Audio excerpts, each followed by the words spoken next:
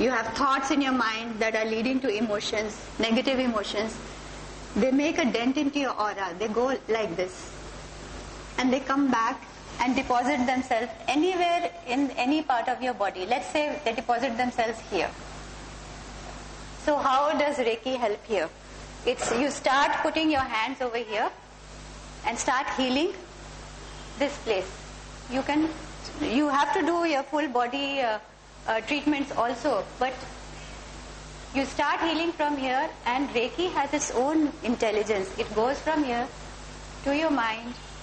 It relieves all the tension from your mind. It relieves all the emotions, negative emotions and negative beliefs that you have from your mind, and starts acting on the place that disease has happened, and it starts dissolving the disease.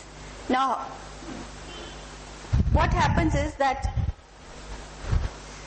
because the mind and the body are related so much, you have the disease part, it will start dissolving from your body level.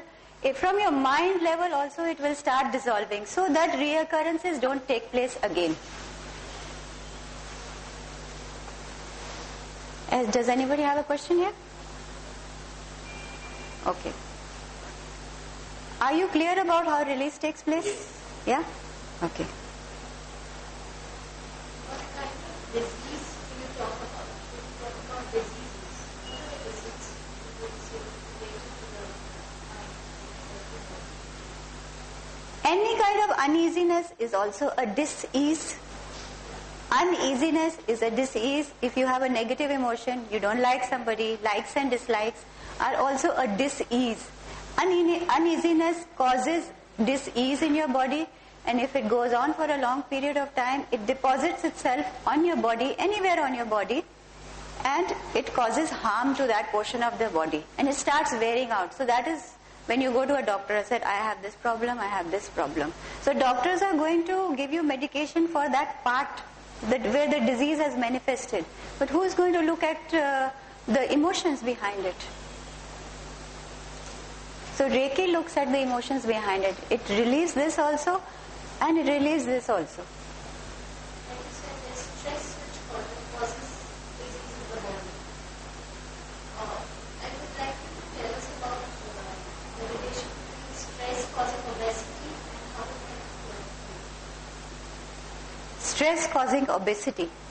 Stress causing obesity, right? How does Reiki take obesity? Okay, so when you are learning Reiki,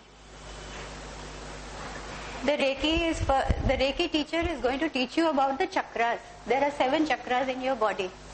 So any emotion that you have is connected to a certain part of your body.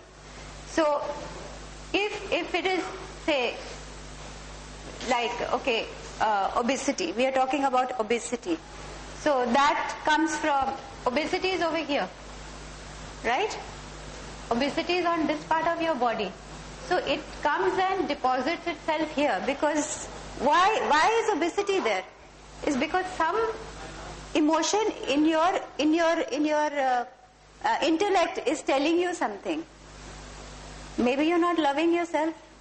Maybe there's a chakra over here which you want cushioned. There's a chakra. Does everybody know about the chakras? No. Okay, well, that's a different topic altogether, which we are not going to take up. Yeah, okay, so there are chakras all over, 7 chakras in your body, and the chakra over here is where obesity takes place. So when this part of the emotions that are hit over here, the chakra cushions it.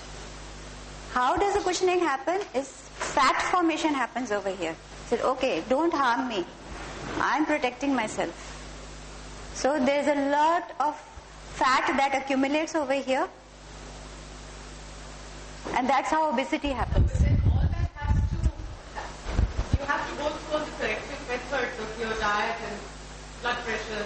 We are talking about how it happens. If it's happened, the word stress relates to obesity. Is there are reasons related to the stress that Yeah, stress is related to so many reasons. you haven't eaten right, you have to exercise, your metabolic rate has... Yeah, but what makes you eat wrong?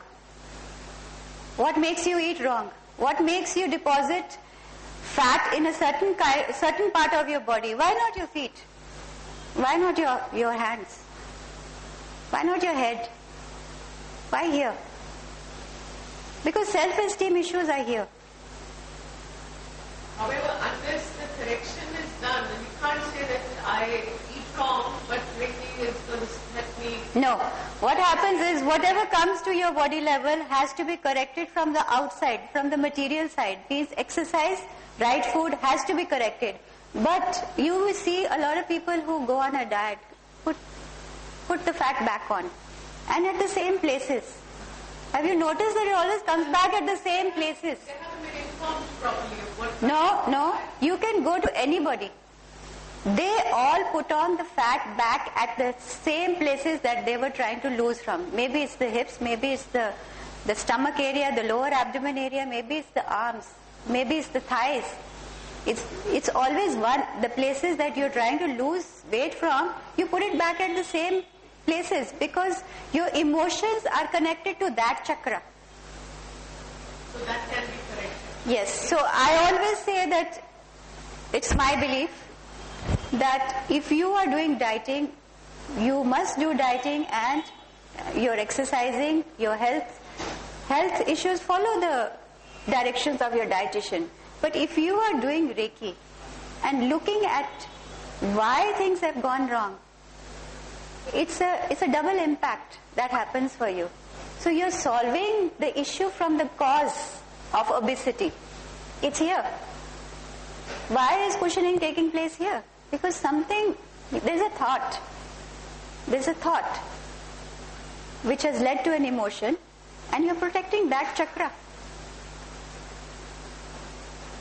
Over the last 15 years while I have been practicing Reiki, I have found that so many people, my relatives, my friends, people who have been trying to lose weight, I've been watching people for 15 years same people, they lose weight, they put it back on. They lose weight, they put it back on. Why? Because they start eating the same things all over again when the diet is finished. But what makes you eat? Nobody looks at that. What about the cause of eating wrong?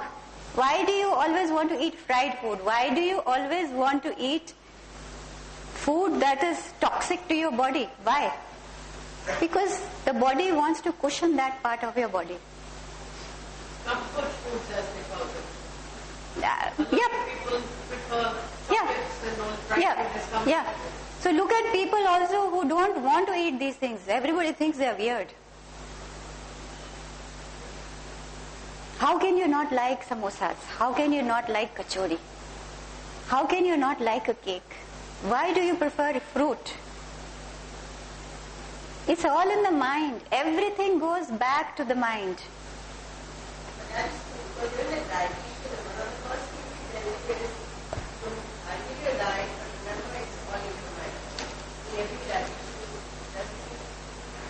Coming back to your first point, suppression of emotion, which is such a commonly heard sentence. On the other hand, you're taught not to have outbursts, not to take on a battle, learn to be diplomatic, discreet. Let's talk about office and stress and how to handle bosses and subordinates. But people who are outspoken and who emote easily, they are then blacklisted. So how does this dichotomy fit? You see, we are taught to be diplomatic. You have to be diplomatic. The world is like this. You have to go according to the world. But you have to heal yourself also. So if you are angry at a situation, you write anger letters. Write down why you are angry at, to what person, with which person you are angry, which situation you are angry at. Write it down. Once it's out of your system, it's gone. Even if that doesn't help, take a cushion and beat it up. It always helps. Has anybody tried that? You tried it? No. You tried that? What have you tried? Anger letters or cushion?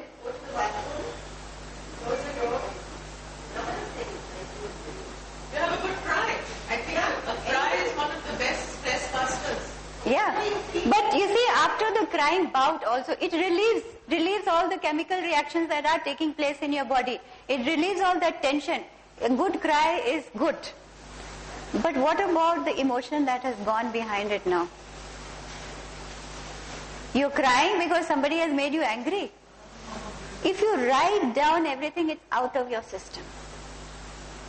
Write down everything. You know, we used to have a habit, I don't know if you did, but I used to have a habit. I was taught to write a diary, an everyday diary. Nowadays, there's no time for the children to do it, but... Facebook does that. Oh, yes. You put all your thoughts for the day. Yes, yes. End of the day, Yeah. one line on Facebook. Especially on Facebook, okay. You can, Yeah, yeah. set your, whatever you end up posting something about how you feel for the day. And But you can't put everything there, you see. but still, You have to be diplomatic on what you're going to put on Facebook. You can try to write smart lines. Write it sounds smart. I don't think that's really So we used to have these diaries that we would, especially during teenagers. I know that on an everyday basis I used to be very angry. And I had all these pimples. You know, pimples represent anger. Suppressed anger. My face used to be filled with pimples all the time because I was a teenager and I was always angry. So I used to come home from college every day and I was writing. I was filling pages and pages, and suddenly I would be relieved. And I didn't know I was letting out my anger. Today when I am teaching Reiki to people and I say this is what you do, and I realize that I was doing this before. But it's amazing how it helps.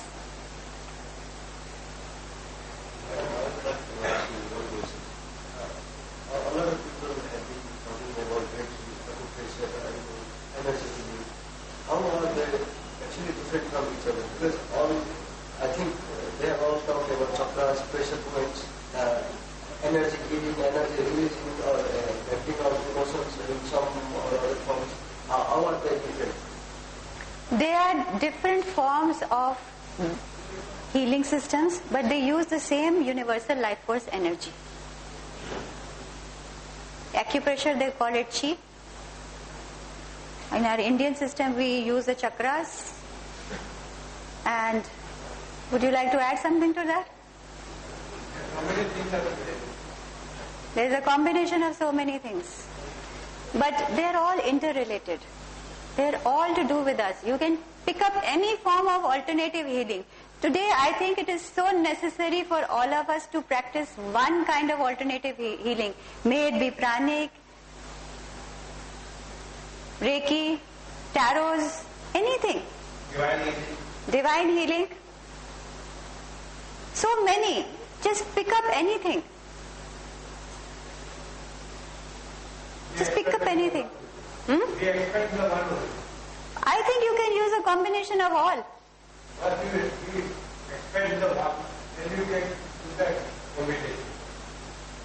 I think everything goes side by side. Everybody has their opinions.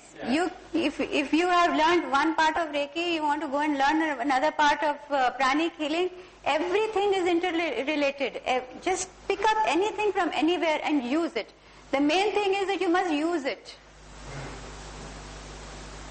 It relieves your tensions on a daily basis. It relieves you of your aches and pains on a daily basis. It keeps your mind clear. And you function so much better. Okay, so now we must start listening to our body. So our thoughts, listen to your body. We were talking about obesity. So when you have these fatty foods, you are obese. Let's say that somebody is obese and they are eating these fatty foods. What they're doing is they're just stuffing themselves. They're not listening or they're not tasting the food.